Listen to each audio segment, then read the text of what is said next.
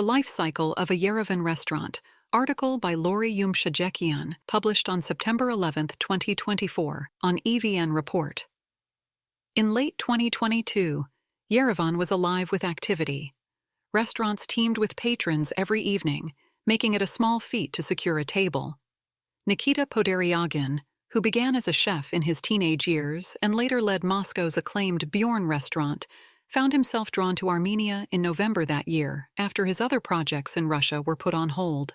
When they arrived, Poderyagin and his colleague, public relations agency owner Kristina Nechitailenko, felt something that many other newcomers to Yerevan might recognize: a sense of possibility. Everything was booming, Nechitailenko recalls. Everything was packed, and there were a lot of new places opening. The city was buoyed by an inflow of Russians following Russia's invasion of Ukraine. Motivated by Yerevan's energy, the pair conceived Kuwa Izakaya, a unique take on a traditional Japanese izakaya. Their menu blended thoroughly Armenian ingredients with an international flavor, serving arishta in ramen, apricot in kimchi, and plating local sturgeon seasoned with the Japanese spice mix, togarashi. Podoryagin's penchant for experimentation led him to tinker with a locally produced sake, a first for Armenia. Everything fell into place quickly. They found a commercial storefront on Tarian Street, partnered with local suppliers from around the country, and began operating in 5 months. When we opened, it was great in the beginning, the numbers were great, Nechitailenko says. And then came the shift. September marked Azerbaijan's violent assault on Artsakh, which led to the ethnic cleansing of the Armenians and loss of the region. The instability, coupled with high costs of living and the inability to adapt, eventually led to the decline of Yerevan's migrant population from Russia. This June, Kuwa Izakaya closed its doors after a year in operation. Our concept, our expectations, everything was built on that time when restaurants were full 24/7, Nechitailenko says. Their experience is not unusual. The past few years have ushered in a new era of dining in Yerevan. A city which had only 400 restaurants a little over a decade ago has more than triple that number today, according to one insider. Now, roughly 1,500 bars and restaurants are vying for the attention of just over 1 million residents, many of whom can no longer afford the luxury of regularly dining out. And some newcomers to the restaurant industry have seemingly built their businesses on sand, too dependent on a transient customer base of tourists and wealthy migrants who cannot sustain success in the long run. Just as the number of these businesses has boomed, so too has the rate of closures, hinting at a potential recalibration of the industry's recent expansion, even as the country continues to achieve remarkable growth. When a restaurant disappears, its absence is palpable. Walking past its former location often makes a closure more noticeable than other types of businesses.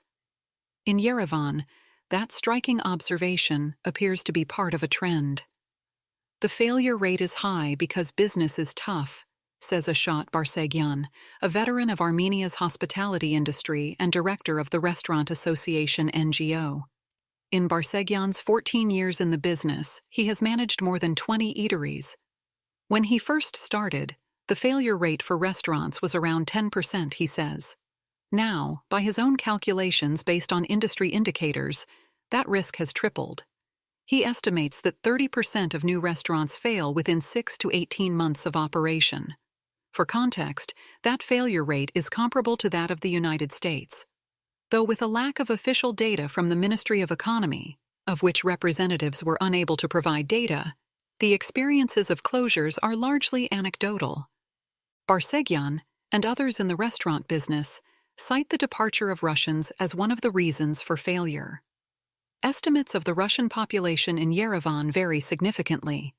About 100,000 came to Armenia in 2022, and now only a fraction remain, approximately 30,000 to 60,000, with many returning home or seeking more affordable destinations. Barsegyan says the loss is felt acutely among business owners since Russians tend to spend more than other nationalities. "I would prefer one table of Russians," he says, "than 30 Germans drinking one beer in half an hour." The huge number of people visiting and not residing in Armenia also seems to be abating. The Federal Tourism Committee recorded 2.3 million tourists in 2023, a number which has somewhat softened by about 6% in the first half of this year. For those that do visit, they discover that the cost of a cappuccino rivals that of European countries, and that their spending power has diminished significantly since 2022. With a shrinking pool of diners, the city's hospitality scene seems to have grown too much, too quickly. Soaring rents and higher taxes are adding to the mounting difficulties. A director of a local bar with 17 years in Yerevan's hospitality scene, who wished to remain anonymous, illustrates the problem. A bottle that once cost 8,000 AMD at wholesale now goes for 25,000 AMD because of tax hikes. That's a very, very big difference, he says. The margin was very different. Factor in the additional costs of operating, like rents and licensing fees, and the strain is even more apparent. The annual cost of a license to operate after midnight recently quadrupled from 250,000 AMD to 1 million AMD. Added up, these are not small amounts of money, he says. A Goldilocks location, with good traffic, space, and light, is also becoming increasingly rare and costly to secure, especially given the concentration of hospitality businesses in the small center of Yerevan. Rents for commercial spaces vary wildly based on location, the availability of a terrace, and the owner's discretion. Some proprietors report paying just under $800 US per month, while others report seeing rents as high as $20,000 US per month. The cost of location and rent is very disproportionate, says Barsegyan, adding that rents have, in some cases, doubled twice in the space of 2 years. Some landlords play restaurant roulette with tenants, waiting for a contract to end before hiking up the rent for the next occupant.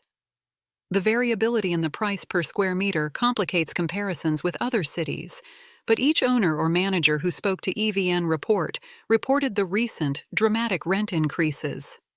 Beyond the obvious financial strains, there are other reasons why a restaurant might fail. There's an urge to blame the business environment, and in some cases that's definitely true, says Rafi Elliott, a contributor to EVN Report who recently closed his Quebec-inspired poutinerie in Yerevan. But sometimes a concept is before its time, or failure has to do with its pricing, greed, or mismanagement. Others try too hard to fit in, he says, pointing to the Armenian copycat culture that has been amplified by the aesthetics of Instagram. New cafes and restaurants seem to replicate what they perceive to be a successful formula, but end up being indistinguishable from one another. You see many restaurants which are looking the same, which offer the same thing, and are made by the same designers, Barsegyan says, adding that there is no longer a clear reason for a customer to choose between these establishments. Others can't seem to decide what they are at all.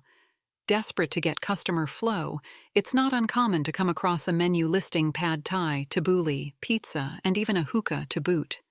They're thinking, what are people eating? Oh, pizza. Okay, let's put it on the menu, says Elliott. What about the establishments that do work? According to Barsegyan, the recipe for restaurant success boils down to prioritizing one key ingredient: location first, location second, and location third. And securing a spot on a prime street like Saryan, affectionately dubbed Wine Street, is no longer a surefire path to success, he warns. People think Saryan is fancy, so any location will work. But no, there are no more good locations there, Barsegyan says. It needs to be sunny, there needs to be people passing, there needs to be a terrace and a long facade. He adds that in Yerevan, where locals favor outdoor seating for half the year, lacking a terrace could spell disaster for business. He draws from his own experience of failure, attempting to open a franchise of an Italian cafe in Yerevan many years ago. He says the franchisor pushed to keep the Italian approach, such as drinking coffee at the bar on bar stools, which clashed with the local coffee culture, according to Barsegyan. Armenians prefer cozy and a little bit of luxury and comfort, he says. Ultimately, the venture failed because of the mismatch. One restaurant and bar owner who echoes this sentiment is Artak Harutyunyan, the proprietor of the newly opened Black Angus Signature and The Collective, a trio of establishments including a cafe, a restaurant, and a bar on Pushkin Street. When asked about the secret to surviving in the industry, he responds, "In Armenia, to be honest, not food. Locals search for a good atmosphere and a comfortable place," he says. "Food is important, of course," he adds, "but it's all about the small things, like the outside veranda, the service, the design, the chairs, the plants, and specifically," he says, warm 2700 Kelvin lights. Despite the challenges, there are many who emphasize the strengths of Yerevan's evolving restaurant industry. Grigory Hakobian, of the Association of Restaurateurs and Hoteliers of Armenia, says gastronomic tourism has increased, as well as the number of young local chefs willing to experiment. Armenia's hospitality sector is actively developing, new establishments are emerging, and the level of service is constantly improving, he wrote to EVN Report. In my opinion, the potential change due to the departure of migrants is likely to be born only by individual projects that exclusively targeted that segment as a consumer. He adds that the sector is still developing steadily, presenting ample opportunities to create unique and memorable experiences for patrons. Entrepreneurs like Chef Podoryagan and Nechitailenko agree.